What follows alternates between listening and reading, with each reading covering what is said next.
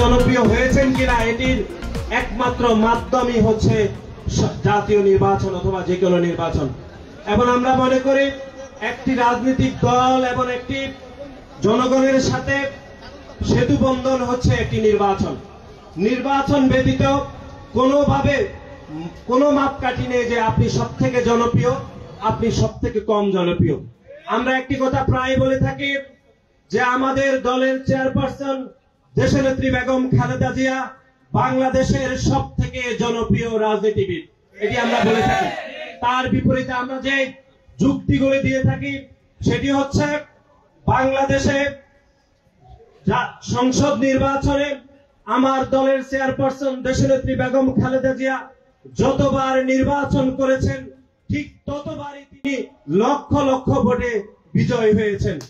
তার পরিপ্রেক্ষিতে আপনারা দেখেছেন যে খুনি শেখ হাসিনা যিনি ইতিমধ্যে দেশ থেকে পালিয়েছেন, তিনি বাংলাদেশের 3টি জাতীয় নির্বাচনে, যে নির্বাচনগুলো খুবই গ্রহণযোগ্য হয়েছিল, সেই নির্বাচনে কমপক্ষে 3টি জাতীয় নির্বাচনে তিনি পরাজিত হয়েছিলেন। সুতরাং একটি রাজনৈতিক দল অথবা একজন রাজনৈতিক কর্মী সব থেকে জনপ্রিয় এবং সব থেকে কম জনপ্রিয়, এই মেজারমেন্টের তাত্ত্বিক বিষয় হচ্ছে আপনাকে নির্বাচনে যেতে হবে।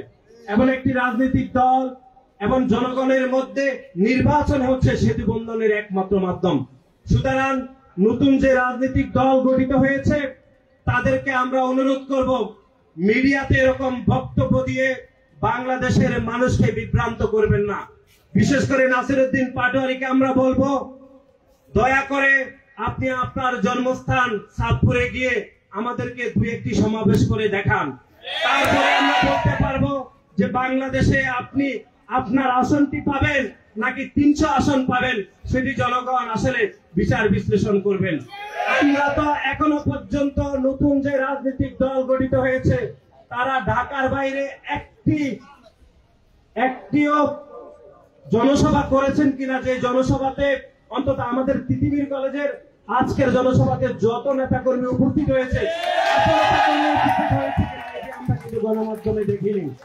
এবং আমরা ঢাকার বাইরে নতুন যে রাজনৈতিক দল গঠিত হয়েছে তারা এখনো কোনো দুঃসাহসী দেখাচ্ছে না যে একটি জনসভা করবে।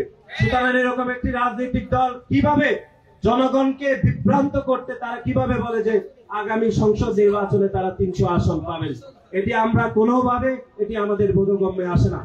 এবং সর্বশেষ আপনারা জানেন গতকাল নির্বাচন কমিশনে গিয়ে তারা আমাদের যে জাতীয় প্রতীকের যে অংশ, বিশেষ করে শাপলাকে তারা তাদের প্রতীক হিসাবে চেয়েছে। আমরা মনে করছি আমাদের জাতীয় প্রতীকের সব থেকে দৃশ্যমান অংশটি হচ্ছে আমাদের জাতীয় প্রতীকের শাপলা। সুতরাং এই জাতীয় প্রতীকের এই দৃশ্যমান অংশটিকে কোনোভাবে কোন রাজনৈতিক দলের প্রতীক হিসাবে বরত্তা দেওয়া কোনোভাবে ঠিক হবে না। এখন আপনারা জানেন যে বাংলাদেশ জাতীয়তাবাদী দলের প্রতীক রয়েছে ধানের শীষ। সুতরাং নিউজ পেপারে যে প্রতীক বরাদ্দ হয় অথবা নির্বাচনে মানুষ সিল দিয়ে থাকে, সেখানে ধানের শীষের সাথে শাপলার একটি কিন্তু দৃশ্যমান একটি মিল রয়েছে, আপনারা খেয়াল করবেন।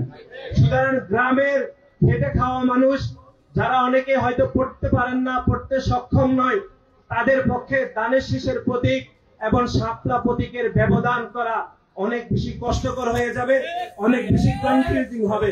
সেজন্য এরকম সিমিলারিটি কনফিউজিং কোন প্রতীক যেন এই যে নতুন যে রাজনৈতিক দল গঠিত হয়েছে তারা যেন না পায়, সেজন্য আজকে আমরা ছাত্র দলের পক্ষ থেকে নির্বাচন কমিশনের কাছে আমরা অনুরোধ করব। এবং আপনারা জানেন যে এই শাপলা প্রতীকটি কিন্তু এর আগেও অনেক রাজনৈতিক দল চেয়েছে, সেক্ষেত্রে কিন্তু নির্বাচন কমিশন তাদেরকে কিন্তু বরাদ্দ দেয়নি। সুতরাং আমরা মনে করি যে অন্যায় দাবিটি এই যে নতুন রাজনৈতিক দল করেছে শাপলা প্রতীক চেয়ে, যদি নির্বাচন কমিশন অন্যায়ভাবে কোন রাজনৈতিক দলকে যদি দিয়েও থাকে তাহলে যারা পূর্বে এটির আবেদন করেছিল তাদেরকে দেওয়া উচিত বলে আমরা মনে করি। কিন্তু কোনোভাবে জাতীয় প্রতীকের শাপলা কোনোভাবে কোন রাজনৈতিক দলের প্রতীক হতে পারে না বলে আমরা স্পষ্টভাবে মনে করি। সেজন্য নির্বাচন কমিশন এই বিষয়ে তাদের সুস্পষ্ট ব্যাখ্যা সহ তাদের সিদ্ধান্ত জানাবেন বলে আমরা মনে করছি। সর্বশেষ আপনারা যারা দীর্ঘক্ষণ ধরে আমাদের এই আয়োজনে আপনারা উপস্থিত হয়েছেন আপনাদের সকলের প্রতি আমরা কৃতজ্ঞতা জানাচ্ছি। বিশেষ করে তিতুমির কলেজের সাধারণ শিক্ষার্থীদের উপর আমরা আস্থা রেখেছি, অতীতে ও ভবিষ্যতে আমরা আস্থা রাখবো। কারণ তিতুমির কলেজের এই যে শিক্ষার্থীরা বাংলাদেশ জাতীয়তাবাদী ছাত্র দলের উপর অতীতেও আস্থা রেখেছে এবং বর্তমানেও আস্থা রেখেছে এবং ভবিষ্যতেও আস্থা রাখবে বলে আমরা মনে করি। এবং তিতুমির কলেজের প্রতিটি শিক্ষার্থীদের স্বার্থকে প্রাধান্য রেখে বাংলাদেশ জাতীয়তাবাদী ছাত্র দল, সরকারি তিতুমির কলেজ ছাত্র দল অতীতের মতো ভবিষ্যতে রাজনীতি করবে। আমরা আপনাদেরকে ঘোষণা দিতে চাই যে অতীতেও তিতুমির কলেজের বিভিন্ন উন্নয়নে আমাদের দলের, বিশেষ করে আমাদের দলের চেয়ারপারসন দেশনেত্রী বেগম খালেদা জিয়ার অনবদ্য ভূমিকা ছিল। ইনশাআল্লাহ ভবিষ্যতে আমাদের দলের পক্ষ থেকেও যদি জনগণের ভোটের মাধ্যমে রাষ্ট্র ক্ষমতায় আমাদের দল আসে, তাহলেও ভবিষ্যতে তিতুমির কলেজের শিক্ষার্থীদেরকে যত সমস্যাগুলো রয়েছে সেই সমস্যাগুলো সমাধান করার জন্য আমাদের দল পাশে থাকবে এবং বাংলাদেশ জাতীয়তাবাদী ছাত্র দল আমাদের মূল দলের সাথে আপনাদের সেতুবন্ধন হিসাবে কাজ করবে। এবং আমরা পরিশেষে আপনারা যারা এখানে উপস্থিত হয়েছেন, তিতুমির কলেজের সাধারণ শিক্ষার্থী, সাংবাদিক সহ আপনাদের সকলের প্রতি কৃতজ্ঞতা জানিয়ে আজকের এই ফরম বিতরণের প্রথম পর্ব আমরা এখানে শেষ করব। আমরা বক্তব্যের পরে আমরা আনুষ্ঠানিকভাবে আমরা সাধারণ শিক্ষার্থীদেরকে আমরা ফরম বিতরণ করব। আপনাদের সকলের প্রতি আমরা কৃতজ্ঞতা জানাচ্ছি।